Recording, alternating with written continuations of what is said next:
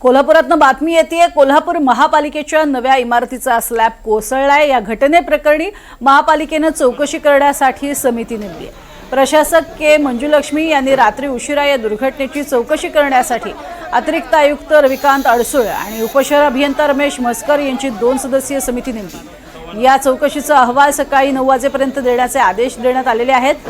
फुलेवाडी अग्निशमन केंद्र, विकास आणि कर्मचारी निवासस्थान इमारतीचा स्लॅब टाकण्याचं काम सुरू असताना तो अचानक कोसळल्यामुळे शहरभर संतापाची लाट निर्माण झाली। सोशल मीडियावरही महापालिकेच्या कारभाराविरोधात संताप आता व्यक्त होऊ लागलाय। कोल्हापुरातल्या घटनास्थळावरून आढावा घेतलाय आमचे प्रतिनिधी विशाल पुजारी यांनी।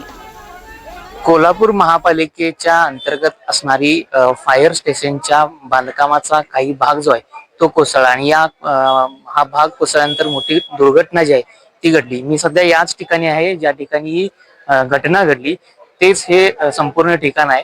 फुलेवाडी या परिसरामध्ये हे फायर स्टेशन आणि या फायर स्टेशनचं बांधकाम जे आहे ते सुरू असताना ही दुर्घटना घडली। खरं तर जवळपास 6 ते 7 कामगार या ठिकाणी काम करत असते अशी प्राथमिक माहिती सध्या मिळते आणि यापैकी जवळपास काही जे कामगार होते ते सुखरूपपणे बचावले असल्याची माहिती सुद्धा मिळते। यांना CPR रुग्णालयामध्ये दाखल देखील करण्यात आलेला आहे। मात्र एका कामगाराचा मृत्यू जो आहे ती झाल्याची माहिती जी आहे ती सध्या अपडेट माहिती जी आहे ती पाहायला मिळते। या ठिकाणी जमाव जो आहे तो या संपूर्ण परिसरात आपण पाहतोय। ही घटना घडल्यानंतर या सगळ्या परिसरामध्ये हा जमाव जो आहे तो गोळा झालेला आहे। ज्यावेळेस ही घटना घडली त्यावेळेस या ठिकाणी फायर स्टेशनचे कर्मचारी, फायर ब्रिगेडचे कर्मचारी सुद्धा दाखल झाले। बचाव कार्य जे आहे ते अति वेगानं सुरू केल्याने यातूनच काही कर्मचाऱ्यांना, जे अडकलेले कर्मचारी होते त्यांना बाहेर काढणं, मात्र एक कर्मचारी जो आहे तो मृत्यू झाल्याची माहिती जी आहे ती मिळते। सध्या ही सगळी दृश्य जर पाहिली तर जे बांधकाम ज्या ठिकाणी सुरू होती त्या परिसरातली सगळी दृश्य आहेत। दुमजली ही इमारत सध्या पाहायला मिळते। दुसऱ्या मजल्याचं बांधकाम जे आहे ते सुरू होतं।